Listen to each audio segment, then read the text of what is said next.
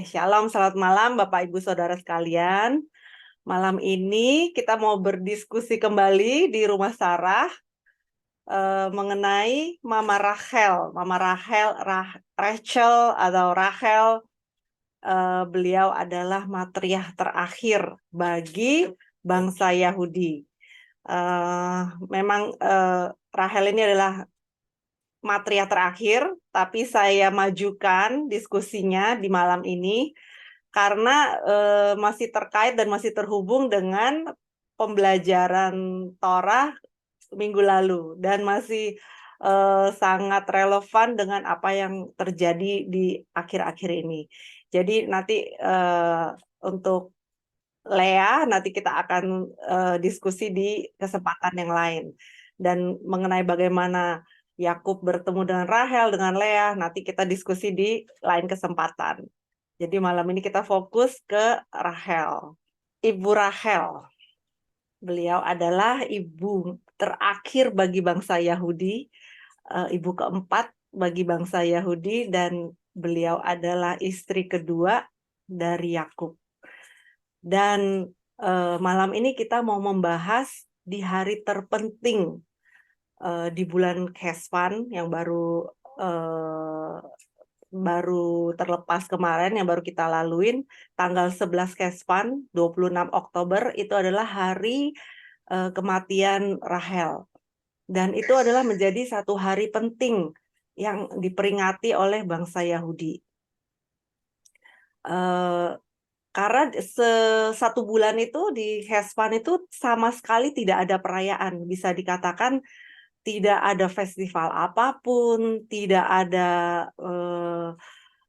hari penting, tidak ada perayaan, ya cuman ada memperingati kematian Rahel ini di tanggal 11 Kesvan. Dan para orang bijak percaya bahwa bulan ini adalah bulan yang akan dipersiapkan untuk kedatangan Mosiah nanti. Akan menjadi satu bulan, ada satu hari yang besar di bulan ini untuk menyambut, dan itu disiapkan untuk Mosiah itu. Nah, jadi kita nggak tahu, jadi yang di belakangnya itu sama sekali tidak ada perayaan, mungkin di depannya nanti ada perayaan besar. Ya, mudah-mudahan kita ada di sana ya, kita ada di masa-masa itu. Rahel ini dia meninggal di usia sangat muda, 36, 37, ada yang katakan 37, ada yang menyebutnya 36 dia meninggal. Dan meninggalnya karena ketika melahirkan anak keduanya, Benyamin. Itu dia mengalami persalinan yang sangat hebat, dan akhirnya dia meninggal setelah melahirkan Benyamin. Dia sebut anaknya itu adalah Ben-Oni, the sorrow, anak yang membawa kesedihan, anak yang membawa pahit. Tapi Yakub memanggilnya Benjamin. Oke, 11 Kesvan. Ya, ini. Yakub memanggilnya Benjamin. Kita lanjut, dan Rahel ini meninggalnya dalam perjalanan dari Padan Aran menuju ke Yerusalem. Di tengah jalan, dalam perjalanan itu ia melahirkan dan meninggal. Yakub menguburkan Rahel di pinggir jalan. Kalau di saat ini sekarang disebutnya itu adalah Bethlehem, di kota Bethlehem. Jadi sebelum masuk ke tanah perjanjian, sebelum masuk ke Yerusalem, Rahel meninggal di situ. Di sini ada ditulis di Kejadian 35 ayat 16 sampai 20. Dan Yakub itu membuatkan satu monumen di sana sebagai untuk memperingati tempat kuburan dari Rahel. Dan sampai hari ini ya kita bisa lihat, kita bisa mendatangi kuburan itu. Berdekatan dan dengan tepi barat kalau saat ini ya, berdekatan, berdampingan dengan tepi barat. Jadi sebelum masuk ke wilayah perkuburannya itu akan ada tembok tinggi-tinggi dari konkrit gitu. karena memang kan dibatasi ya saat ini. Dan biasanya sangat riskan untuk ke sana. Ada hari-hari tertentu kalau sama sekali nggak bisa ya akan ditutup untuk wisatawan, nggak boleh sama sekali ke sana. Tapi kemarin waktu kita pergi tahun 2015 ya kita bisa ke sana. Baruch Hashem kita bisa masuk, bisa berdoa di sana. Nah, kenapa Rahel itu tidak dibawa masuk ke Gua Mapela? Kenapa Yakub nggak membawa jasad Rahel ke tanah perjanjian? Di sini dikatakan oleh Nachmanides menjelaskan bahwa memang Yakub itu tidak bisa membawa dua istri masuk ke dalam tanah perjanjian karena memang ada peraturannya. Dia itu tidak boleh menikahi dua istri yang kakak beradik. Jadi bukan suatu kebetulan sampai Hashem bikin situasi di mana Rahel ya tidak bisa masuk, tidak bisa survive, nggak bisa masuk mendampingi Yakub ke tanah perjanjian, dan dia berhenti tepat sebelum masuk ke Yerusalem. Jadi memang ada aturannya bahwa tidak boleh menikahi kakak beradik. Nah, kenapa bisa sampai terjadi pernikahan kakak beradik kan mungkin kita semua udah tahu ya ceritanya ya. Nanti kita akan bahas detail di pertemuan berikutnya. Nah, di Yeremia 31 ayat 14 sampai 16, Nabi ini sudah menubuatkan kenapa Rahel itu dikuburkan di sana, di tepi jalan. Kenapa kayaknya nggak proper banget gitu ya, bukan di tempat yang bahkan nggak layak gitu kan, bukan di suatu kompleks pekuburan yang bagus, yang memang sudah disiapkan, kayaknya mendadak gitu. Ya meninggal sih pasti mendadak, tapi Yakub tidak memberi effort lebih, memberi apa ya, suatu usaha yang lebih untuk mengebumikan istrinya. Dan memang secara Hashem sudah tetapkan Rahel harus ada di sana.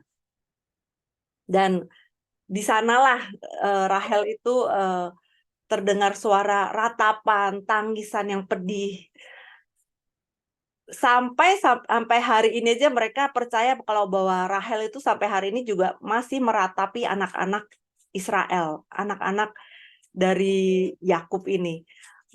Meratapi apa ya kan? Kenapa harus terus ditangisi anak-anak Israel ini? Kenapa harus terus ditangisi ke-12 anaknya? Apa yang terjadi gitu kan? Di sini dikatakan terdengar, beginilah firman Tuhan, terdengar suara di tempat tinggi, ratapan yang pedih. Rahel menangisi anak-anaknya. Ia tidak mau dihibur karena anak-anaknya, karena mereka tidak ada.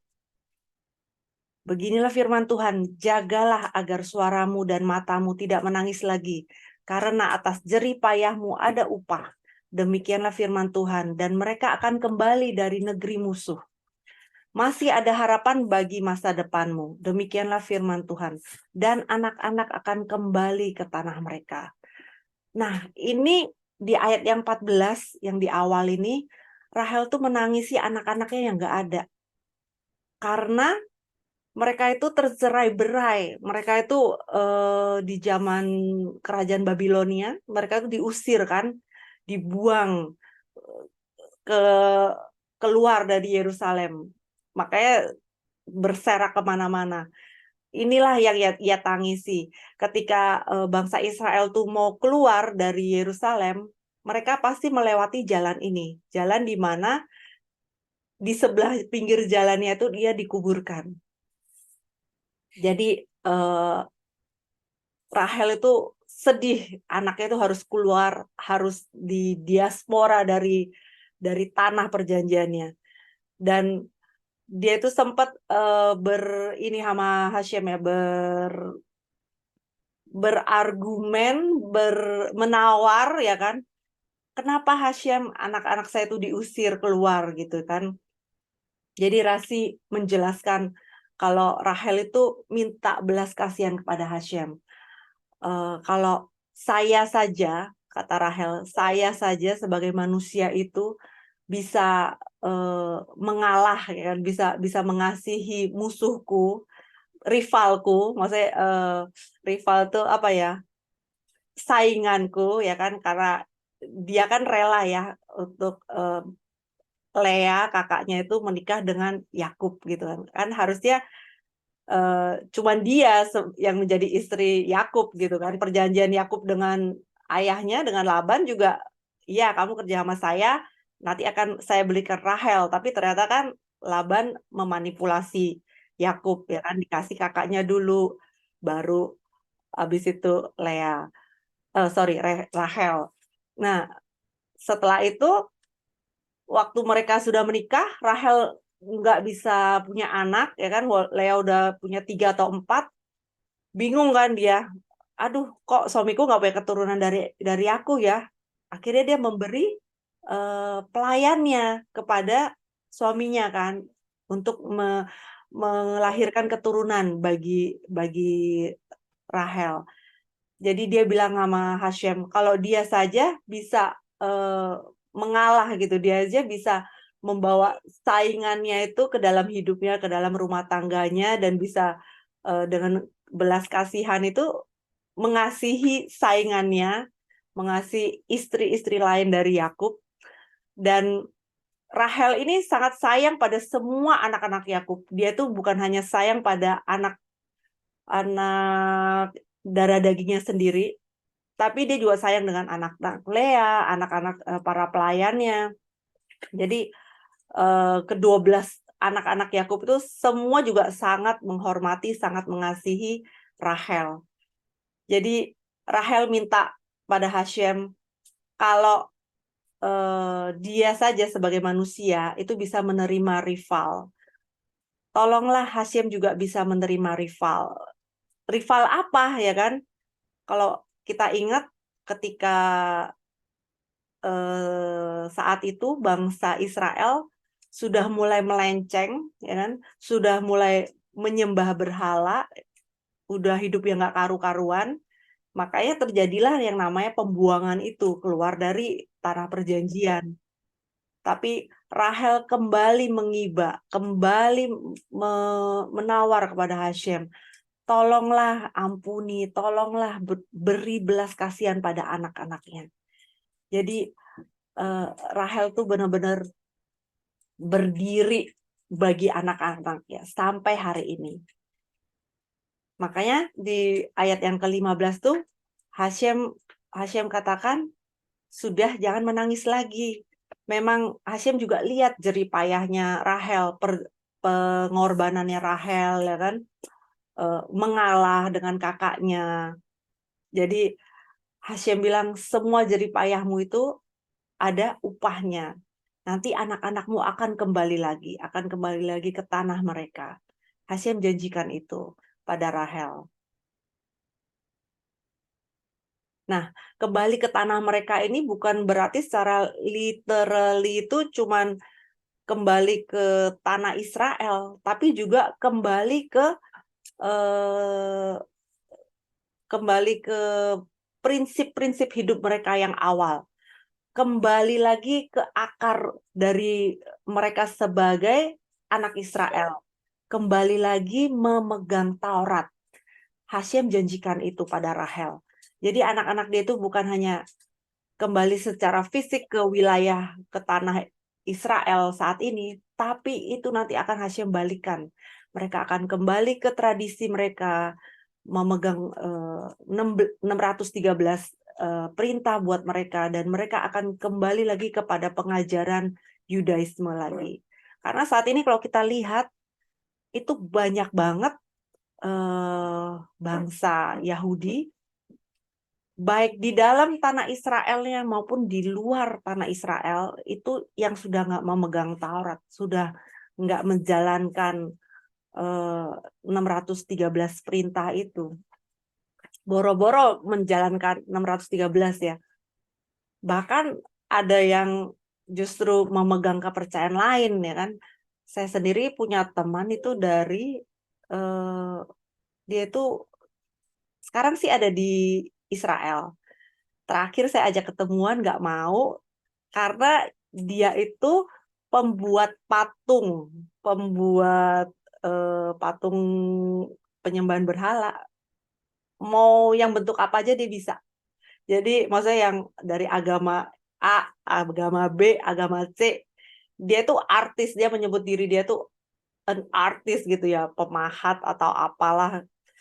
Tapi yang dia bikin ya begitu. Sekarang dia hidup di Israel, di Yerusalem dengan kakaknya. Sampai hari ini saya belum tahu dia kembali lagi apa enggak. Tapi ya itu seorang Yahudi tapi bisa berbalik 180 derajat dan itu sangat menyedihkan ya.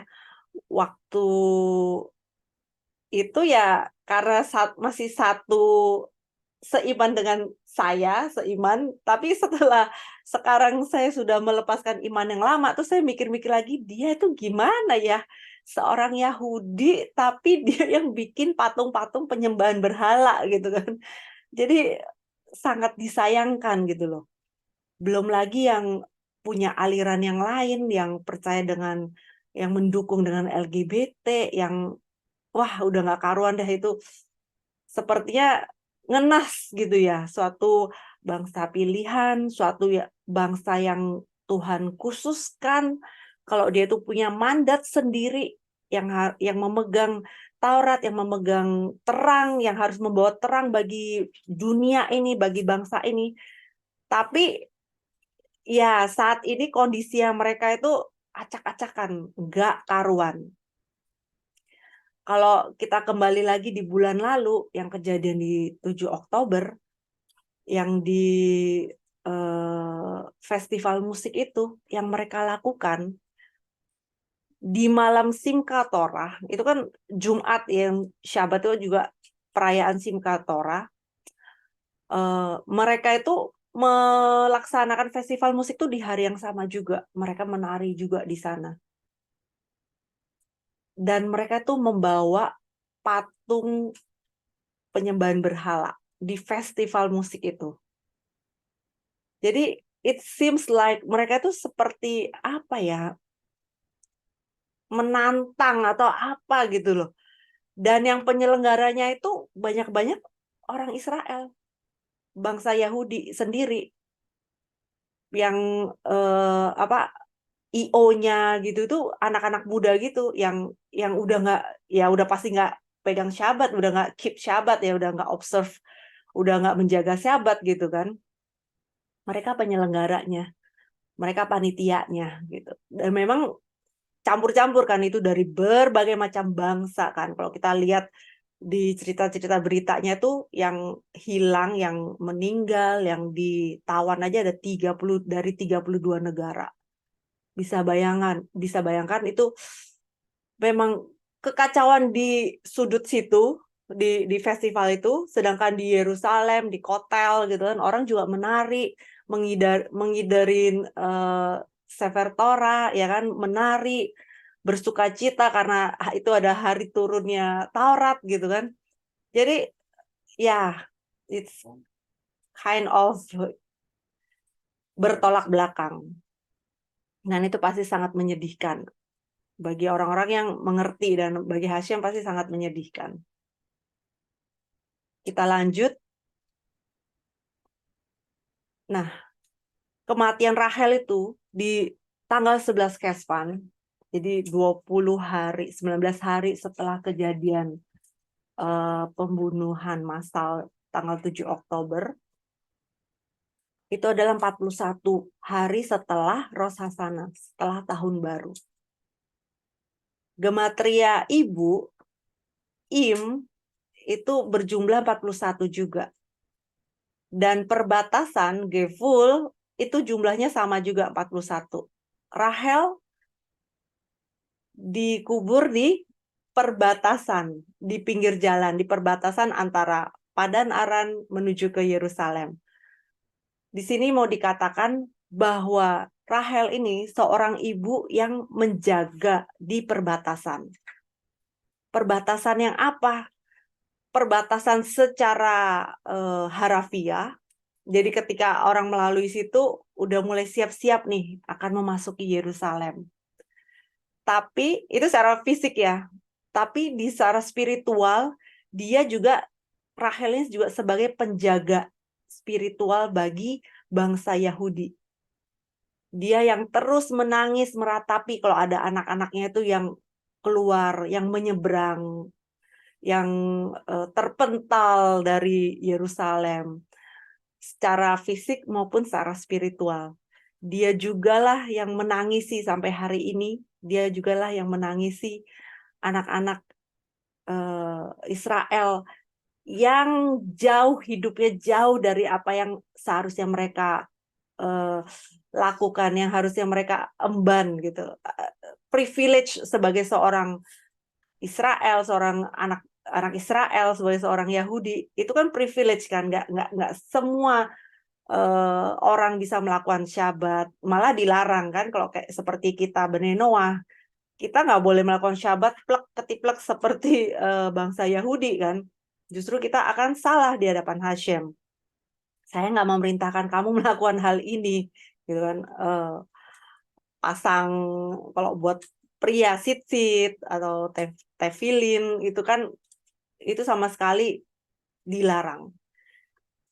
Nah, sedangkan mereka itu yang dikasih khusus keistimewaan. Kamu pakai ini sebagai lambang apa, sebagai lambang apa. Itu semua kan ada kipas sebagai lambang apa. Sebagai lambang ada Shekinah Tuhan, ada Tuhan di atas kepala mereka. Tapi mereka buang itu, mereka mau hidup berasimilasi, mereka mau hidup sama seperti yang lain. Mereka capek dengan identitas mereka. Dan itu sangat menyedihkan gitu loh, sangat disayangkan. Justru mereka buang hak istimewa mereka. Nah, itulah tugas mandatnya Rahel yang terus menangisi anak-anaknya. Tapi ada janji lain juga. Kita mau lihat di Bilangan 24 ayat 19. Di tengah kekacauan ini, di tengah sepertinya yang enggak kepastian yang nggak ada, nggak tahu kapan nih ya berhenti yang seperti ini kan. Kapan 100% bangsa Yahudi akan berbalik? Kapan 100% anak-anak Israel itu ngerti? Kamu hidupnya di sini loh. Kamu hidupnya begini loh. Tidak terpengaruh dengan yang lain, tidak terpengaruh dengan kepercayaan yang lain gitu. Kalau sekarang nggak jelas, campur baur. Tapi di Bilangan 24 ayat 19 dikatakan, seorang pemimpin akan keluar dari Yakub dan akan membinasakan sisa-sisa kota itu. Sisa-sisa kota. Di sini yang membinasakan kota Edom, dan yang paling menonjol itu adalah Roma. Sudah dibahas ya minggu lalu ya, terkait dengan Roma itu apa, represent apa gitu kan. Nah, dalam hal ini juga dikatakan Masiah yang diurapi, dan dialah yang akan memerintah dari laut ke laut. Dari laut ke laut. Jadi dari satu batasan laut ke sana lagi, ke sana lagi. Kalau bisa dikatakan Masiah itu nantinya akan memerintah seluruh bumi, ya kan, yang akan memimpin, membawa kedamaian pada seluruh bumi. Hanya dia satu-satunya yang bisa menghentikan perang, nggak ada lagi pertumpahan darah, tidak ada lagi yang kegelapan, yang pengajaran-pengajaran yang saat ini kacau balau itu nggak ada, karena ya sudah dipimpin oleh Masiah ya kan, terang itu sudah turun dan kegelapan itu ya otomatis lenyap, sirna. Masiah akan memerintah dari laut ke laut. Ini ada di Midrash Agadah. Sudah ditulis dari ribuan tahun yang lalu.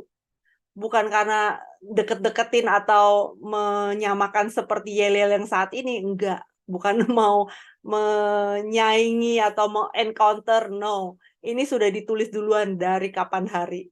Jadi mereka nggak bisa klaim Kalau Mosia itu mau memerintah dari laut ke laut, no. Ini Yelil ini sudah tertulis di Midras.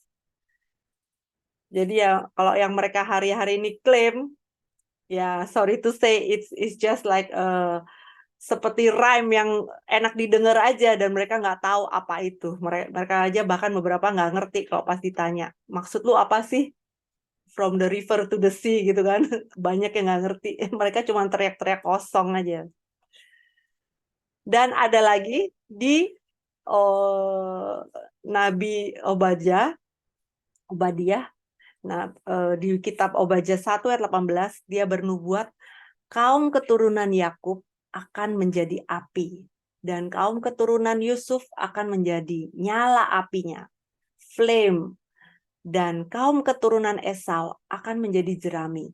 Dan bersama-sama mereka, kaum keturunan Yakub dan kaum keturunan Yusuf, mereka akan menyalakannya dan menghanguskannya. Dan tidak akan ada sisa lagi dari rumah Esau itu. Ini ada di Pirkei de Rabbi Eliezer, chapter 37. Nah, rumah Esau itu juga kita tahu ya, Edom, Esau itu apa.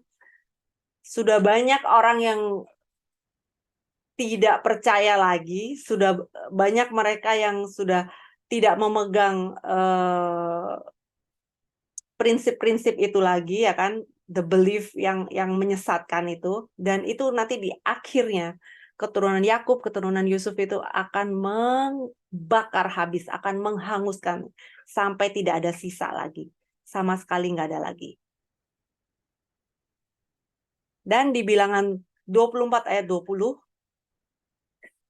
ketika ia melihat orang Amalek, ia mengambil perumpamaan dan berkata, Amalek adalah bangsa yang pertama dan nasibnya adalah kebinasan kekal. Amalek, Moab itu mereka adalah satu, ya kan? Mereka ya dari si Esau itu. Targum menjelaskan bahwa Amalek itu adalah bangsa pertama ketika bangsa Israel keluar dari Mesir. Amalek itu tahu Israel mau datang, mau menuju ke sini, ke tanah perjanjian, ke tanah Kanaan. Amalek itu yang keluar datang menyambangi, yang menghampiri bangsa Israel, yang datang cari gara-gara ke bangsa Israel dan berperang melawan bangsa Israel. Dan kita tahu apa endingnya, ya kan? Amalek dikalahkan. Jadi sebenarnya bangsa Israel mau datang bawa damai, mau lewat, tapi ya sama seperti yang kejadian akhir-akhir ini kan, hidup damai, nggak ada apa-apa, ya kan, malah mereka tuh dipekerjakan di kibuts-kibuts gitu kan. Tapi yang terjadi mereka cari perang, mereka yang menyerang duluan, mereka yang cari ribut duluan. Itu berulang lagi dan ini bukan yang pertama kalinya kejadian yang seperti ini. Kalau saya pernah ada baca nonton cerita Meyer Sersan yang di IDF, papanya itu adalah seorang rabi, dia katakan kejadian ini, pembunuhan, pemerkosaan, itu nggak di 7 Oktober aja. Kejadian ini hampir setiap hari ada. Karena Meyer Sersan ini, dia tugasnya di perbatasan di tepi barat, di West Bank. Jadi dia bilang, saya setiap hari melihat hal ini. Cuman ya satu, dan orang itu nggak bangun gitu loh. Yang dia sayangkan, kenapa membutuhkan sedemikian besarnya kejadian, sedemikian masif, baru membuat bangsa Israel tuh bangun, nyadar. Kalau mereka itu harus bersatu, hidup mereka itu harus sungguh-sungguh, harus benar-benar memegang Taurat, bukan ya menyepelekan, yang menganggap enteng, menganggap murahan, yang nggak ada harganya gitu kan. Contohnya menjaga Syabat. Ada satu ibu yang dia selamat dari dari kepungan teroris ini, di tanggal 7 itu, suaminya membangunkan dia di pagi hari itu, jam 6-an, kalau nggak salah hampir jam 7, suami bilang, ini bukan hari biasa, kita harus bertempur. Istrinya dikasih 2 pisau, terus anak-anaknya disembunyikan di bunkernya atau di mananya. Jadi mereka sambil ngintip, sambil lihat ke gerak-gerik teroris di luar. Ada 6 orang di luar dengan senjata. Dan di saat kepepet itu, dia itu teriak ke Hashim. Dia bertobat di sana. Dia bilang, Hashim, kalau kamu kasih saya hidup, kalau kamu selamatkan saya hari ini, saya akan jaga Syabat. Saya akan observe Syabat for the rest of my life. Sampai hidup saya berakhir nanti. Jadi dia bikin sumpah ya, bikin janji gitu ke Hashim. Berarti selama ini dia nggak melakukan Syabat. Selama ini dia nggak menjaga Syabat. Walaupun dia seorang Yahudi, walaupun dia tinggal di tanah Israel, dia nggak menjalankan itu. Jadi ada banyak orang-orang yang Hashim bangunkan di hari itu, walaupun ya banyak korban yang harusnya nggak perlu gitu kan. Banyak cerita-cerita yang sangat-sangat menyedihkan di 1 bulan ini. Tapi ya di balik yang kegelapan terjadi itu ada banyak pertobatan, ada banyak pembalikan dari anak-anak Israel untuk kembali lagi mengingatkan diri mereka. Halo, kamu tuh harusnya hidupnya begini, begini. Ya kan? Kalau Syabat tuh ya berhenti, tidak melakukan apa-apa, observe Torah di rumah. Kamu beda dari bangsa lain, kamu beda dari suku lain, dari orang Asia, kamu beda dari siapapun. Kamu harus mengkhususkan hari itu buat saya, ya kan, buat Hashim. Tapi mereka enggak gitu. Mereka malah ya hidupin TV, mereka juga nonton.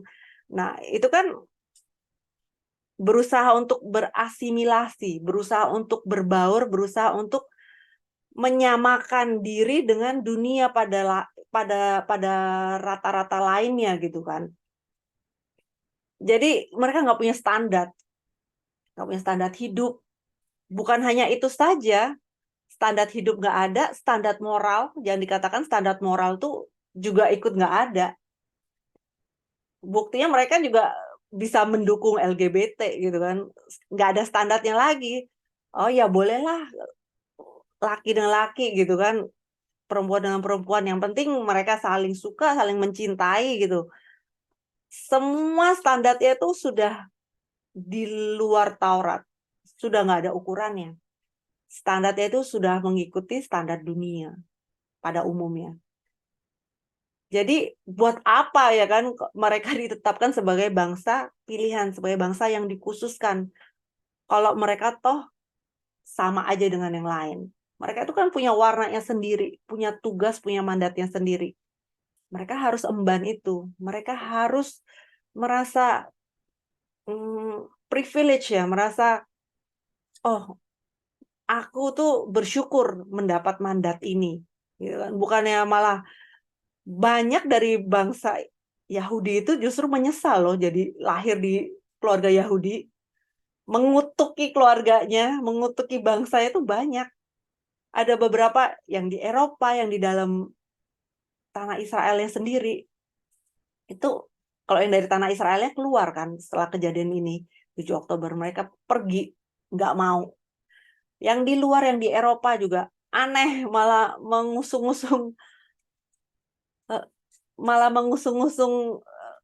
teroris, malah mengusung-usung itu ya apa, malah sepakat dengan apa yang dilakukan oleh teroris yang sudah menghabisi begitu banyak kibuts, mengacaukan, memporak-porandakan beberapa kibuts gitu kan, desa, pertanian. Mereka justru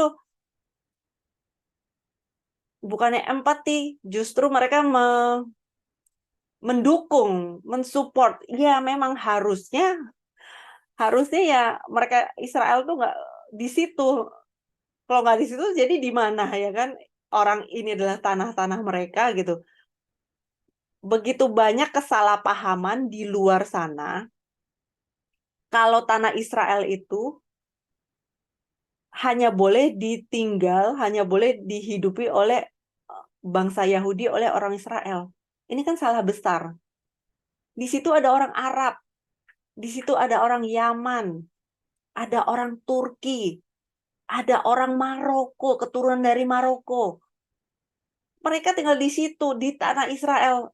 Kalau mau ngomong agama, mereka ada yang beragama Muslim, ada yang beragama Kristen, ada masjid, ada gereja. Jadi yang dikatakan, kamu nggak bisa loh kalau kamu nggak Yahudi itu hidup di Israel. Siapa yang bilang gitu loh. Itu yang semua dihembus-hembuskan kan sampai hari ini kan. Makanya mereka, dunia begitu benci dengan Israel, begitu benci dengan bangsa Yahudi. Karena mereka punya paradigma itu, ya bangsa Israel itu ngambil tanah itu buat dirinya sendiri gitu loh. Padahal 25% dari populasi mereka itu adalah Arab, keturunan Arab. Dan 20%-nya itu beragama Muslim. Dan mereka memiliki hak yang sama, sekolah yang sama. Anak-anak harus sekolah. Ada satu cewek, dia keturunan Arab Baduin. Baduin tuh, kalau dirunut-runut tuh nenek moyangnya ada yang bilang dari Yaman, ada yang dari Turki, campuran lah dari Arab sana. Dan mereka di selatan juga, kibuts mereka kemarin juga diserang. Kurang lebih komunitas mereka tuh ada 22 orang yang dibunuh. Sama, mereka Muslim. Yang datang membunuh mengatasnamakan Tuhan mereka gitu kan. Tapi kenapa saudaranya dibunuh gitu?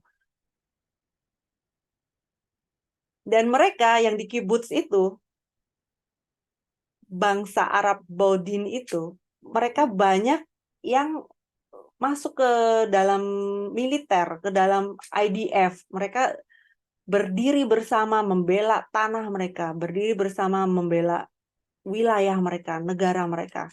Dan mereka katakan, saya nggak akan lepaskan ini. Kakek saya yang datang ke sini, kakek saya yang merintis keluarga kami, komunitas kami di sini. Dan selama ini nggak ada masalah gitu loh. Mereka membayar pajak yang sama, nggak dibeda-bedain dengan bangsa lain, Jews dengan eh, ras lain ya kan, yang dari Maroko, yang dari mana, sama semua. Dapat perlindungan yang sama, dapat perlakuan medis yang sama. Dan yang satu ini, anak perempuan ini, sekarang dia kuliah di Stanford kalau nggak salah. Ambil electronic science atau apa, saya lupa. Dan dia di sana, di kampusnya dia katakan, kalau kalian katakan bangsa Yahudi itu apartheid, bangsa Yahudi itu menjajah, membudaki bangsa lain, saya nggak sekolah hari ini, saya nggak keluar dari tanah Israel. Ibu saya itu buta huruf, ibu saya itu pengembala, nggak ngerti apa-apa. Tapi saya bisa sekolah di Stanford, saya bisa lulus di sini. Itulah yang dunia nggak tahu gitu kan. Jadi sebagai bangsa Yahudi, mereka tuh harus kembali ke standarnya mereka. Nggak boleh menyamakan diri dengan bangsa lain, nggak boleh. Sekali yang mereka berbaur, bercampur, bangsa-bangsa itu melihat mereka, memperlakukan mereka ya sama gitu loh dengan bangsa yang lain. Jadi nggak heran kalau mereka sudah mulai mempertanyakan identitas mereka sebagai bangsa Yahudi, justru itulah mereka yang mereka bisa diserang. Justru itulah mereka bisa dihabisi. Nah, kalau ini sekarang Amalek saat ini, Amalek itu siapa? Amalek di zaman saat ini. Amalek itu gematrianya 240. Sama dengan Safek. Safek, keraguan. Itu gematrianya juga sama. Jadi jiwa Amalek yang terus menjangkiti setiap dari kita, bangsa Israel, Bani Israel, Bani Noah gitu kan, itu adalah keraguan. Keraguan atas apa aja? Keraguan atas janji firman Tuhan, atas Taurat. Keraguan kalau masa iya sih Taurat itu satu-satunya yang benar. Nah, disitulah Amalek itu menyerang ketika ada keraguan dengan apa yang kita pegang saat ini, dengan apa yang kita pelajari saat ini. Disitulah kita sudah diserang oleh Amalek. Dan kita pernah bahas ya di grup yang sudah belajar Taurat dengan kita ya kan dari awal, tiba-tiba bisa balik lagi ke kepercayaan yang lama. Di tengah jalan ya mungkin keraguan menyerang ya kan. Masa iya sih Musa bertemu dengan Tuhan dan dia menulis ulang apa yang Hashem katakan ya kan. Masa iya sih bangsa pilihan itu cuma satu, Israel. Masa iya sih cuma dia yang bisa mengemban, yang bisa membawa terang bagi dunia ini ya kan. Keraguan-keraguan itu makin lama makin besar dan makin tidak masuk akal. Ada yang bersama-sama dengan kami ya kan, dengan kita dari awal duduk dengerin Rabbi Tovia Singer di depan muka Rabbi Singer. Sekarang ya meragukan, masa sih Rabbi Singer itu keturunan Harun? Udah mulai doubtnya itu udah mulai mengada-ngada gitu loh. Buat apa Rabbi Singer berbohong ya kan? Dirunut itu dia keturunan 300 atau 600 sekian ya saya lupa dari Imam Harun. Kalau nggak percaya mau dibuka silsilahnya. Mereka semua yang keturunan Yahudi itu ada ininya, ada silsilah, ada buku blueprintnya itu. Neneknya siapa, kakek nenek buyutnya siapa, siapa, sampai ke atasnya siapa. Ya kalau nggak percaya sih nggak apa-apa, nggak masalah. Tapi balik menyerang ya kan, seperti yang kita lihat kan, yang tadi ya belajar Taurat bareng di sosmed bisa balik menyerang dengan begitu jahatnya. Itu bukan fitnah lagi, tapi dari pemikiran dia yang ya udah melenceng gitu loh, yang udah nggak ada batasnya itu, yang udah nggak di dalam koridor yang seharusnya. Kalau dia ada pertanyaan, kalau dia ada keraguan ya kan bisa tanya ke Rabi, ya kan bisa diskusi dengan teman, dengan kita gitu kan. Tapi kalau pada dasarnya dia sudah memang mau memberontak dan mau berbeda, mau keluar dari jalur, keluar dari batas, ya mau gimana lagi gitu kan? Kita nggak bisa apa-apa gitu. Itu pilihan dia gitu kan. Berarti dia melepaskan Taurat, menyeberang ke tempat yang lain.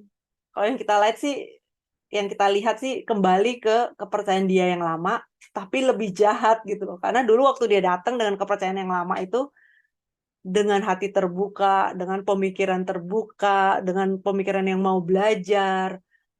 Kalau Nabi Musa itu ngajarinnya apa sih di sini di Yudaisme? Kalau kitab ini apa sih gitu? Berbeda itu. Setelah dia sudah masuk ke sini, belajar Taurat, terus dia keluar melangkah dan kembali melihat ke Taurat, itu pandangannya bisa beda banget gitu loh. Dan itu mengerikan. Makanya dulu Rabbi Singer pernah wanti-wanti, kalau Yahudi itu nggak pernah narik-narik orang, yuk jadi Yahudi, yuk jadi convert, yuk. Nggak pernah.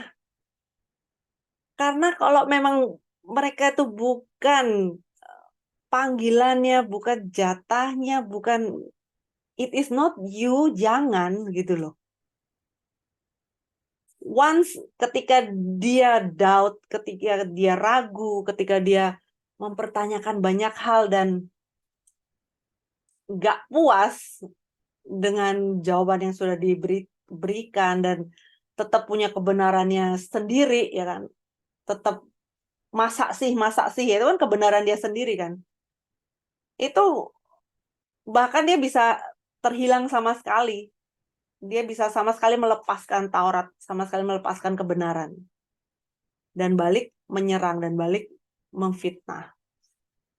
Nah, itulah yang dihindari dari kita. Nah, makanya kita supaya terhindar dari Amalek ini, dari keraguan ini, ketika kita letih, ketika kita bertanya-tanya, jangan justru berdiam diri dan menarik diri dari komunitas, dari belajar Taurat.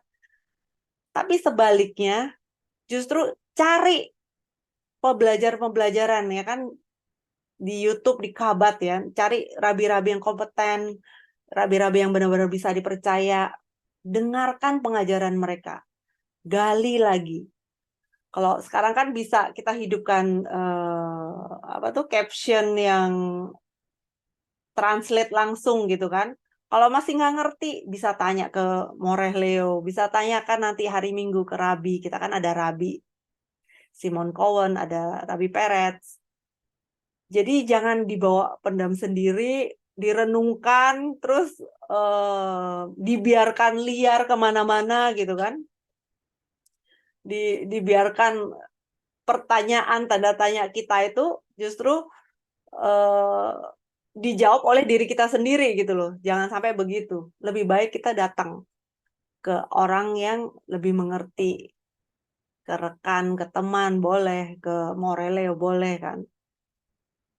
Diskusi, tanya dengan detail di sana. Jadi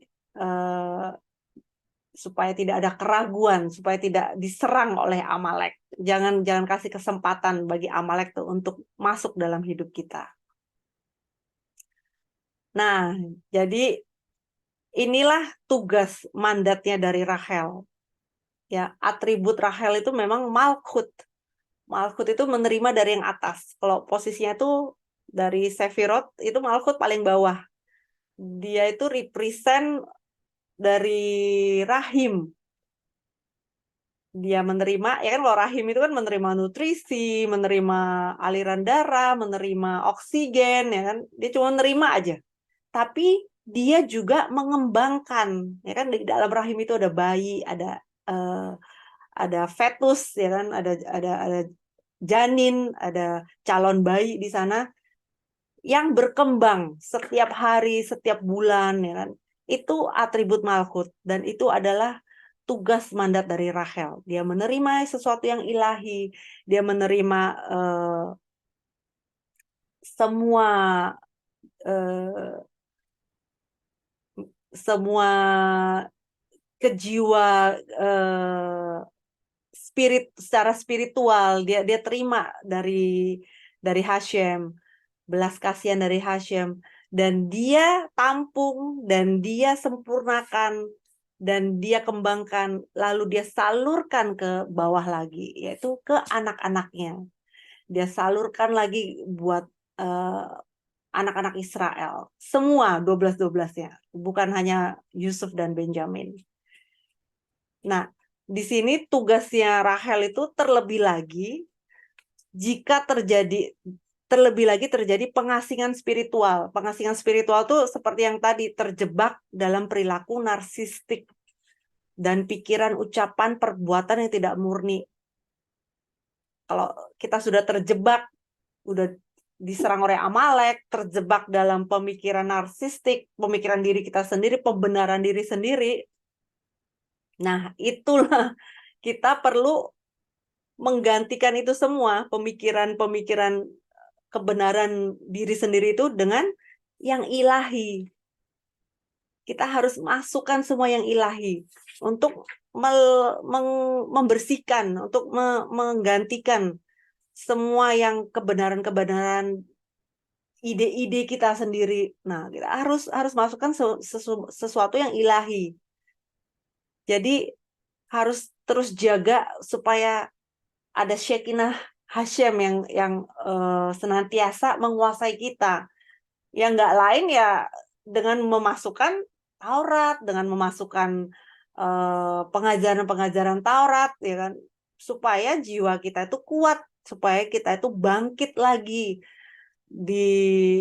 dibangunkan kembali gitu kan. Jangan sampai terlena. Kalau sudah kelamaan terlena, lama-lama orang justru bisa mempertanyakan, bukan hanya mempertanyakan Taurat aja ya, bisa mempertanyakan Tuhan ada nggak sih, ya kan? Bisa sampai begitu gitu kan. Akhirnya malah jadi ujung-ujungnya ateis gitu kan, nggak percaya sama Tuhan. Nah, jadi ini adalah mandat tugas Rachel sampai hari ini. Makanya kenapa dia dikuburkan di tepi jalan itu. Jadi walaupun orangnya sudah nggak ada ribuan tahun yang lalu, tugas dia masih sampai hari ini. Bagi bangsa Israel itu masih. Dan kita sebagai Bene Noah, kita bisa ambil pelajaran ini dari Rachel. Bahwa dia tuh senantiasa menjaga anak-anaknya. Memberi border. Memberi batasan. Kalau udah keluar dari sini itu, aduh janganlah, kembali nak, kembali.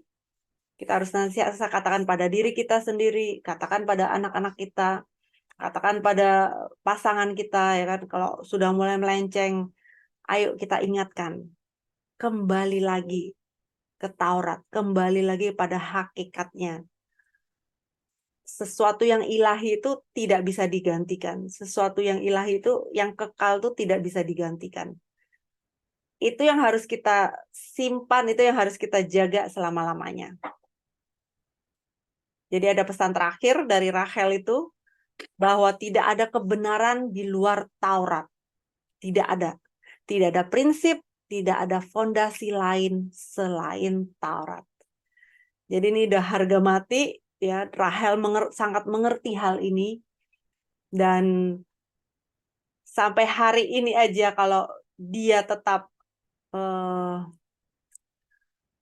mengiba, tetap meratapi anak-anaknya. Dan Tuhan katakan, Hasyim katakan, udah jangan nangis lagi, jangan nangis lagi. Anak-anakmu pasti kembali.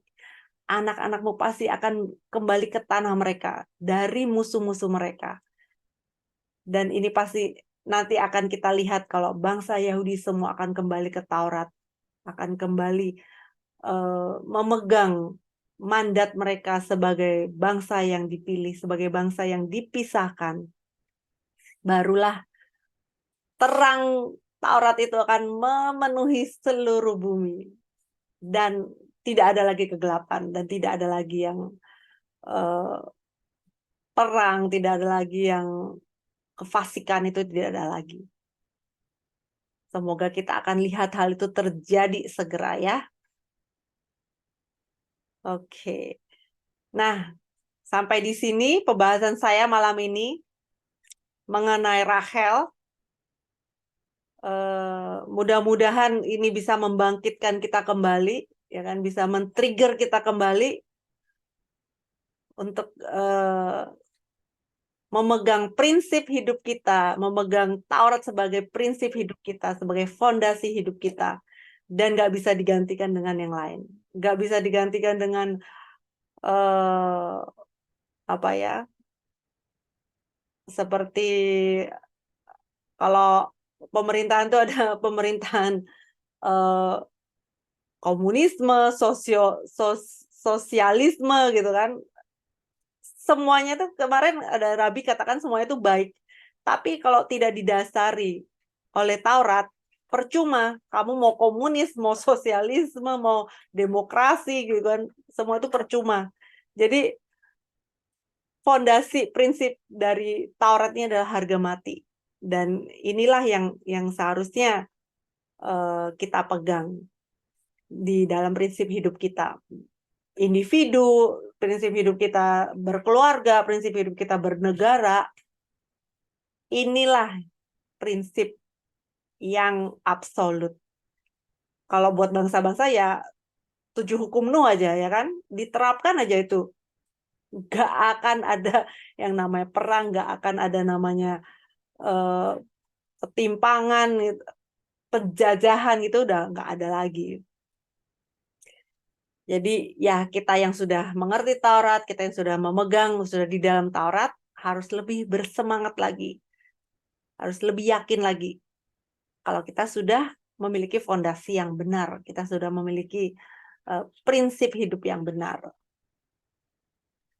Oke, malam ini saya cukupkan sampai di sini mengenai Rahel. Apakah ada yang mau ditanyakan, Bapak, Ibu, Saudara sekalian?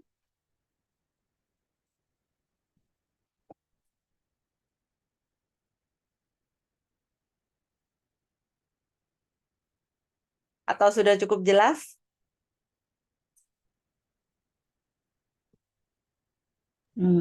Jelas, Mora. Ya, baik. Itu Ibu siapa ya? Ibu Roslina. Rina, Mora. Jelas Bu ya, Rina. Bu? Ibu Roslina, ya. Iya, jelas, Mora. Ibu Rina. Oh, iya. Iya, iya, Mora. Gimana kabarnya, Bu? Baik. Baru hasil yang baik, Mora. Terima kasih. Oke, yang lainnya? Cukup jelas, Mau. Jelas ya. Jelas, Mora. Terima kasih. Ibu Mei. Oke. Oke, kalau jelas, Moreleo ada yang mau ditambahkan? Nggak ada? Jadi malam ini kita justru mendiskusikan hari kematian Rahel.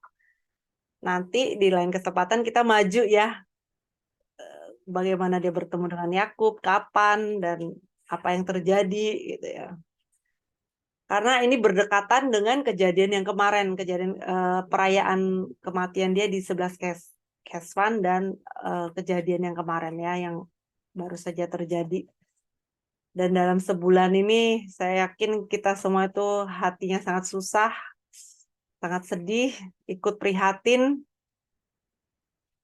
Setiap kali baca berita ya kan, nggak habis-habisnya dan nggak habis pikir gitu kan, ada ya ada ya kejahatan yang sampai demikian gitu, dan kita bisa lihat bahwa dunia itu terbalik, semua nggak bisa mengerti mana yang benar mana yang salah, nggak bisa, bahkan PBB yang harusnya di tengah, yang harusnya menjadi hakim, referee, wasit bagi bangsa-bangsa, kita bisa lihat ya nggak berfungsi gitu kan. Ya biar Hashim nanti yang selesaikan ini semua lah. Mudah-mudahan segera beres dan kebenaran yang sesungguhnya itu benar-benar bersinar, menyinari, menerangi dunia ini. Dan semua bangsa melek, oh ternyata ini tuh, oh yang benar itu ini tuh. Mudah-mudahan hal itu cepat terjadi.